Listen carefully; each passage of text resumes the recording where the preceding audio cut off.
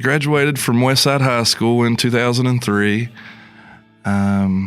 Always kind of had a passion for business. I knew at like 16 years old that I wanted to do something business, but it's kind of hard to get started in a business unless you like got a really good idea or got a really good funding source. And at that age, I didn't have either.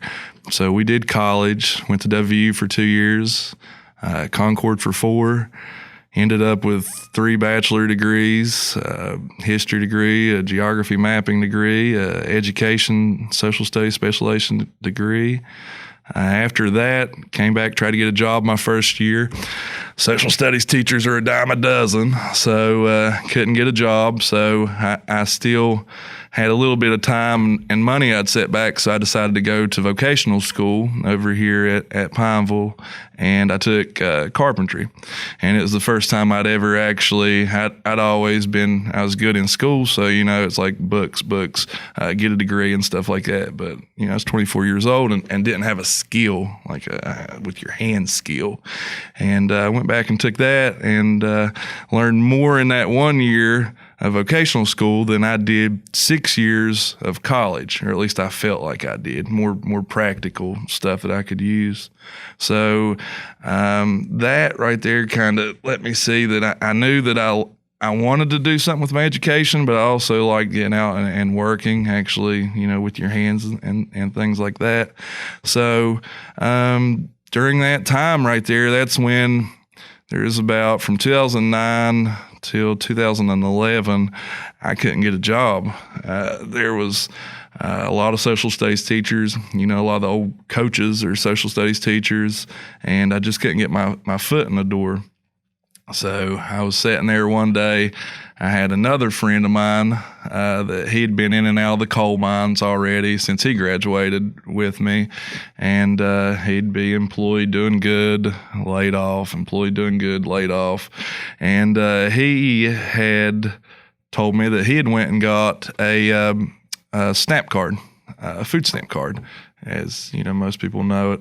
And I was just kind of like, you qualify for a food stamp card? And he's like, yeah, man, you laid off and things like that. So they'll give you $200-300 a month for your food, and it's less expense I have. So I sat there, and I was living in a single wide trailer in the trailer park at that time, just trying to make it on my own. And I was sitting there on my couch that day just thinking, and I was like, if he's getting a food stamp card, why can't I get a food stamp card? And I went and made the phone call to check into it, and they told me what I needed and that I qualified and all that stuff. So like the next day I was going to go over there and get signed up for food stamps. And I sat there and I was on that couch, and I was, most of my family, all my family had always worked. They'd always had a job doing something. And I was like, am I really doing all I can do to work and to try to make a living and to try to provide for myself? I was like, no, I could do more. When I was in high school, for spare money, I always would cut grass for people. And that always helped me get through, the school year, a couple $100 a week. I was happy, didn't have to work full time at it. And I was sitting there thinking, I was like, man, I've always cut grass.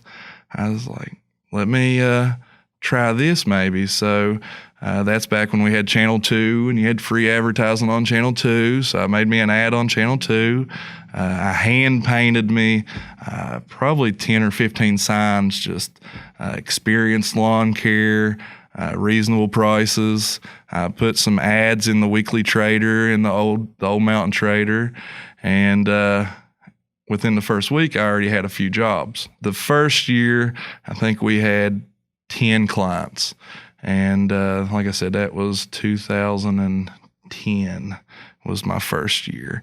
We just wrapped up our 10th season, which, it's not just lawn care anymore. We've diversified and going into the 11th season. So altogether, I've had some sort of business going since 2003. How long did you cut grass by yourself for a while, or did you have someone that helped that you kind of split things with? the first year it was just me, which we had 10 or 12 jobs, so it wasn't too bad. We would go do it.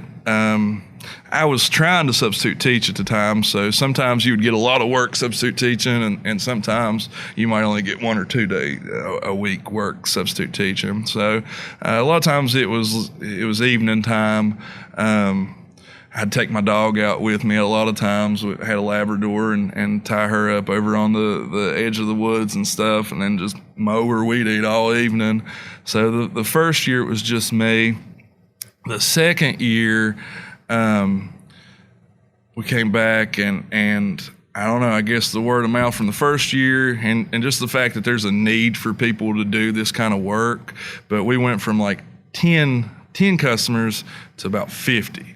What would you say to someone that doesn't think rural Appalachia, because, you know, getting someone to cut your grasses some might consider a luxury item. What would you say to them about when they tell you that they don't think the market is here? Mm-hmm. Especially here in Wyoming County, it's like the tale of two cities. I mean, there is the poverty, but you go down to the local high school and drive by that parking lot, you're going to see more $30,000, $40,000 vehicles in that parking lot than a lot of people have in other areas, period, you know, let alone 16, 17, 18-year-old kids driving it. There's money here. There's a lot of retired workers that now, thanks to some legislation through Senator Manchin, they're going to have guaranteed retirement and benefits till they die. Well, these retired coal miners, these retired gas company workers, they're going to, retired state workers, they're going to need somebody to help them with things. I have people all the time like, do you know a good carpenter that just does small stuff? Do you know anybody that does plumbing? Do you know anybody? If I had to do over, I wouldn't have went to college, and I tell people that. No knock on college. College is for people. My wife went to college, and it was wonderful for her. She uses her education now and stuff. I use my education, just not, you know, as a typical day job. I use it, you know, it helped build me. But I would go back and I would work on a skill, because you have so many retirees, and people a lot of time forget about these retirees, but the baby boomers was the largest population. We had a really huge population of baby boomers here because the coal industry was booming so much during that time. And these people need services, and they have money, you know, I mean, the ability for them to pay, they might not want to pay an exorbitant amount, but they are wanting to get done what they need to done. They like keeping a nice home. They like keeping everything neat and orderly and in working condition. And what I found out, because last year we had around 400 customers, so I had the opportunity to go into 400 people's homes and actually talk to them and get to know them. And a lot of them will tell me, I wish you did this. I wish you did that. There's an extreme lack of people out there, especially, you know, getting started out in the business for a lot of these skills and trades. So coming back to the thing I said earlier about rural markets, you know, kind of how I feel and why I want to stay around here is I feel like, you know, we kind of have a leg up when you do things like this because you're not really competing with a lot of people. So, you know, what would you have to say about that and the faith that you could give, you know, some kid that thinks that they have to leave to be able to have a life? You know? Absolutely not true. The guidance, I guess, is probably the biggest thing. You have to start with a dream or an aspiration, and then hopefully you surround yourself with good people that can help guide you, because I've learned so many hard lessons over the last 17 years that I'm like, if I just had me a sensei or somebody on my shoulder that had that experience to help guide me, I would have avoided so much of this headache and heartache. But, you know, I didn't. as part of it. But all of my plans, and I've got plans for the next 10, 15 years, they are right here. There are markets here within the coal fields that are just ripe to be tapped into, because there's not that many from the younger generation, younger than 40, out there doing what we're doing. And I tell people that, I joke around, but stop and think about it. In our area, there is just in the 15 minutes from where I live, there are 4 mechanic shops, okay? And I used to think about this before I even bought a mechanic shop. 3 of them are owned by individuals in around 60 years old, okay? The other one was owned by a 60-year-old, and then I bought it from him. So, and from what I can tell, there's nobody going to come in. There's not even any young mechanics working for any of these other ones and things.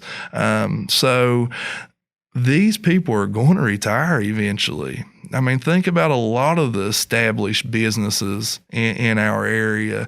A lot of the people are 50, 60 or greater years old.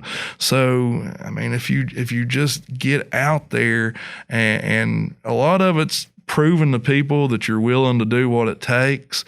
But then once you've proved to these people, I mean, it's like the Scarface, the world is yours, because there's very few, and it's a blessing and a curse, you know? I mean, whatever generation we are, wake up, get out there. There's opportunities. Don't sit around and cry. But at the same time, okay, sit around and cry. I'll just go do it all.